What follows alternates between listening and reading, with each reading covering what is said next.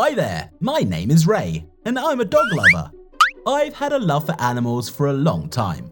Almost since I was born, I always stick to the motto, we are responsible for what we have tamed.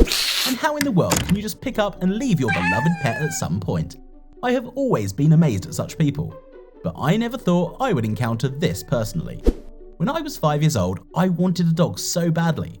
My parents didn't agree at first because we lived in an apartment and my mum was afraid of the hair everywhere and the unpleasant smell. I cried and asked them to get me one for my birthday, but they never agreed. And then I got really sick. They found a cyst in my stomach and I needed an operation. I was really worried about it, and so were my parents. "Don't cry, son, everything will be alright. The doctors will finish quickly and then we'll go straight home." "Dad and I have a surprise for you." "What kind of surprise?" "You'll see when we get there." I wish it was a dog. They put a mask on me and I fell asleep. When I woke up after the operation, my condition was lousy. Everything ached. I was thirsty and they didn't let me drink. For the first 4 days, I wanted to scream, and I did. My parents were there to comfort me, of course, and when I got home, I was greeted by a little puppy. In shock, I walked into the house, looked at my parents, and was completely shocked. Oh my God, oh my God! Who is that? Is it for me?" "That's right, son. It's to help you recover from the operation." "Thank you. I've been dreaming about him my whole life." I named him Buddy. We became very close. We grew up together. I trained the dog to go outside to the bathroom, not to chew my shoes or snatch food from the table, just like I promised my mother. Buddy was a very intelligent sheepdog, so it was easy for me to tame and train him. I didn't think at the time that this dog would not only help me heal faster, but it also helped me through the separation from my mum. Her and my dad filed for divorce a few years later, and I didn't know how to get over it. Because I was perplexed as to why she took me with her, we only found out later that she had a very different plan for her life, and I didn't fit into those plans in any way. Usually when parents divorce, the mother takes the child. What's wrong with me? Why did mine decide to keep me? I'm not saying I feel bad about my father, but a mother is a mother. What do you say, friend? Woof, woof. I agree. The dog became a friend to me, a brother. It was the only living thing I could share anything with. We ate together, slept together, and walked together, and he calmed me down when I felt bad and when I cried over my mum. My father became self-absorbed, and for years on end we hardly spoke to each other, even though we lived under the same roof. And at one point she came into our lives, Stella.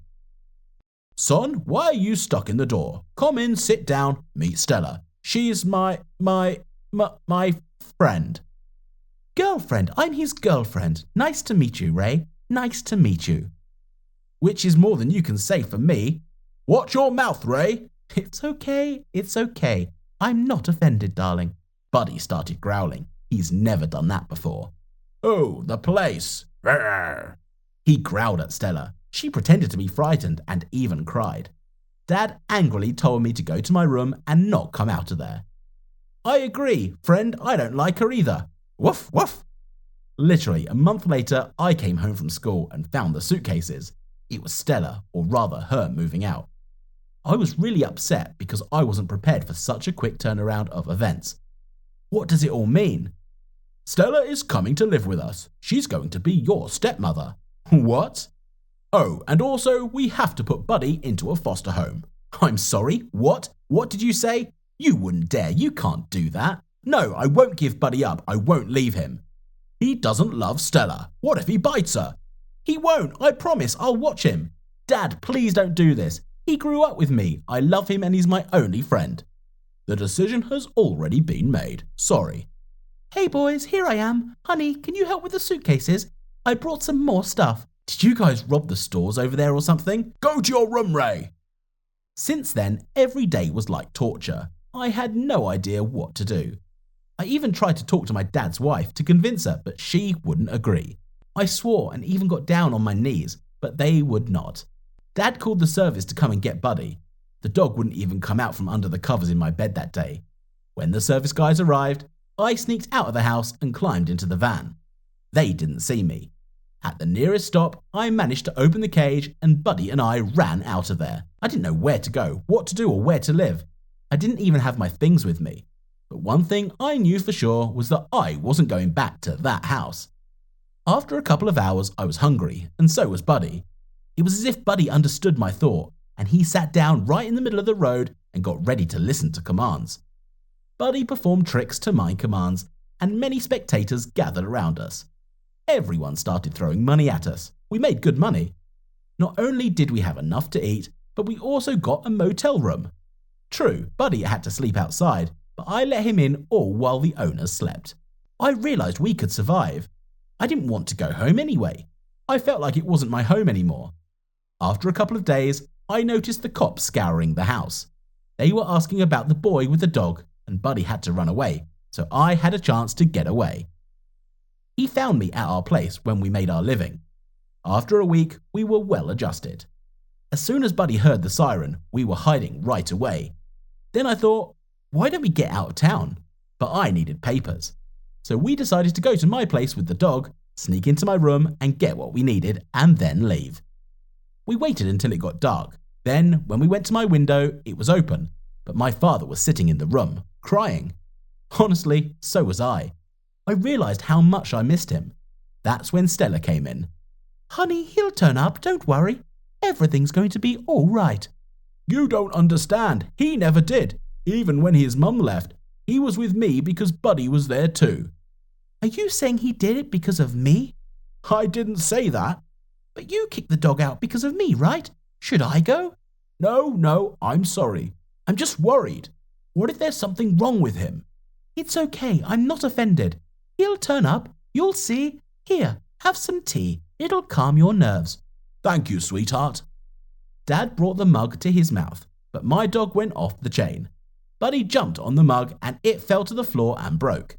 It gave off a bad smell of peppermint and my dad was deathly allergic to it. Ah, that's the dog again! Get it away from me! Son, you're alive! Thank God you're alive! Dad! I hugged him very tightly, at which time Buddy sniffed the mint and started growling at the mug. There was mint in the tea, Dad. What? Stella, I've told you 100 times I'm very allergic to it. My throat is swollen. I'm sorry, I forgot. Or didn't you forget? Buddy started growling again. Stella threw a tantrum, screaming that she needed help. I looked at my dad and he went to the phone and called someone. Oh no, Dad, please don't do this. Don't take him away or I'll go away again. That dog is dangerous to me. If you want to go with me, soon summer will be over and it will get cold outside. We'll see how you live then. What did you say? Oh, I meant it's for parenting purposes. Teenagers are so difficult, honey. You said it yourself.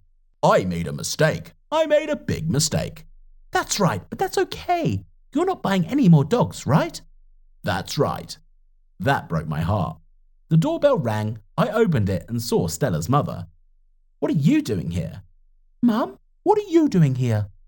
I'm the one who called. I made a mistake, and I won't let any more dogs in the house.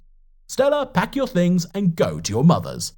What? You're going to regret this. You got it, asshole. Buddy started barking happily, and we helped Stella pack and escorted her out of the house. It was the best day of my life. My dad apologized to me for everything. We ordered a pizza, and all night my dad listened to me talk about my independent life. Still, Stella had something to be thankful for. We hadn't talked like this in a long time. Buddy stole a few slices of pepperoni and fell fast asleep on the couch. It's been a long time since we've had a meal this good and nutritious. Hi there, my name is Eliza. I had a huge shock not so long ago, and it made me really nervous. It's all about my sister, or rather the fact that my parents deprived me and left me with nothing. This is so unfair. I think you understand me, because many of my friends also do not get along very well with their brothers and sisters, but I have a slightly different case, because we are not related. Well, in general, now I will tell you everything in more detail. While you watch, do not forget to like the video, subscribe to the channel, and be sure to write your opinion under the video. I'll read them all. As I said, I have a sister, and she is my half-sister. How did this happen? I was born the only child in the family. We have never been very poor. On the contrary, I always got everything I wanted. My parents spared no expense on me, but in return, they both worked hard and spent almost no time with me. At first, I was worried about this, But then I got used to it and even found advantages in the fact that they were not around. They bought me everything. No birthday or Christmas passed without me getting gifts. When I grew up, the amount of expenses increased. And so, on the last recent holiday, they gave me the car that I asked for. Yes, I was very happy. We were going to get together after Christmas and celebrate the holiday properly. Our maid prepared the food, I dressed up and waited for my parents for dinner. The doorbell rang in the house. I ran to open it in joy and saw a girl I didn't know. She was a little older than me, and she looked cocky and overconfident. I didn't like the look of her, so I asked her what she wanted, and she came into the house, sat down at the table, took off her gloves, and introduced herself. "My name is Ariana. I'm your sister," she said. These words sounded like a threat, and I thought it was some kind of stupid joke. It can't be, because I was the only one in the family. I told her to get the hell out of there to avoid trouble with the police, and then she said she wasn't going anywhere, that her father would come and explain everything. Then the doorbell rang and my parents came in. They reacted to Ariana as if they had known her for a long time. I realized that I was about to have a long, unpleasant conversation. My father kissed us, my mother sat down next to me, and they told me that Ariana would now live with us because she was my half-sister. Her mother recently died due to illness, so now she will live with us because she is my father's daughter. I gave my mother a surprised look, and she looked as if she'd accepted the news long ago and wasn't even the least bit embarrassed. I was so angry. What kind of right does she have to just barge into my house and pump my license? Ariana began to eat and then said that now she would choose a room for herself and she moved in next to me. The staff brought her suitcases and I realized that this is really not a prank, that this is real. My spirits sank at once. I asked my father how it happened, and he said that he used to be married, that my mother is his second marriage, and she knew about it perfectly well. In short, only I did not know. As soon as I imagined that I would now have to see her face every day, I felt sick. But it turned out that the worst was yet to come. Somehow a week passed, we kept bumping into each other in the bathroom. She spent hours making up, washing, and it bothered me. In general, I tried to pretend that she wasn't there. She didn't want to talk to me either.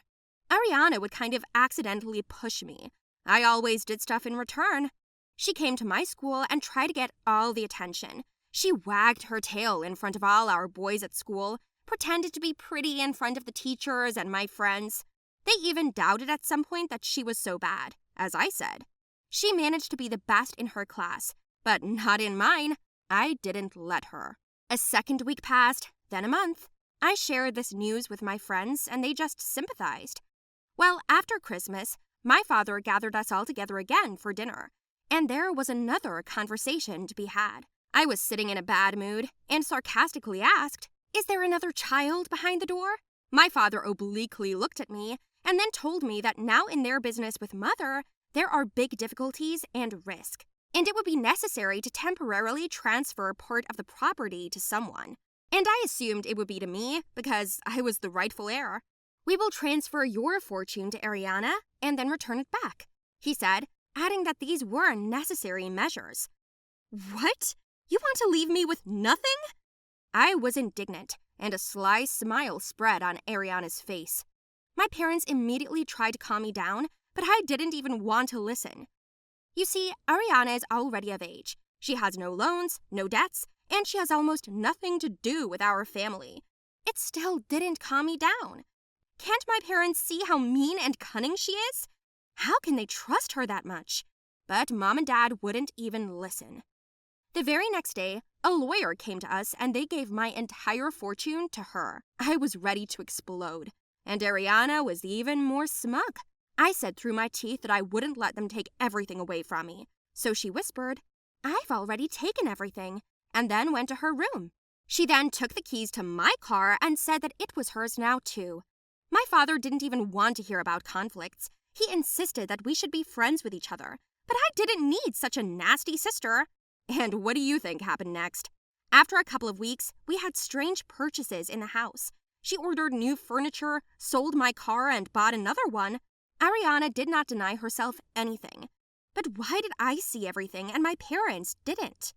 In the end, I asked for help from a lawyer, hired him for the rest of my money, and he said that everything was legal and that nothing could be done. Now Ariana is the official owner of everything that was mine. I cried nonstop.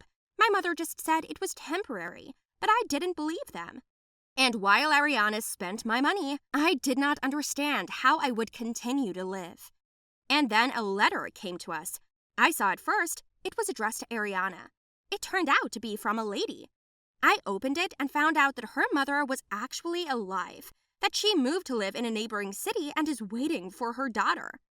Can you imagine? They decided to pull off such a scam. I immediately took the letter to my father at work. Dad saw it, read it, and said nothing but, "Go home." I came home outraged and upset, ready to kill my sister. In the evening, some people came to us. They signed something, discussed it, and Dad said that their capital was empty. And then they left, taking something in an envelope. It seemed to me that my whole world had collapsed. I sat down in the room and stupidly sobbed. I was now basically homeless. Then Ariana, Dad, and Mom came into my room. They started to calm me down, and Ariana said, "Calm down. Can I take my fee now?" she asked. My father handed her the same envelope as the other people, and she signed it and kissed me. "Don't worry, they'll explain everything to you," she said, and left. In general, it turned out that she was a hired actress who was supposed to play my father's daughter for the tax service. In general, I didn't quite understand this business, but she left my inheritance to me and left. Business improved, the case turned out well. I almost went crazy from such a circus. Well, what wouldn't you do for business, right?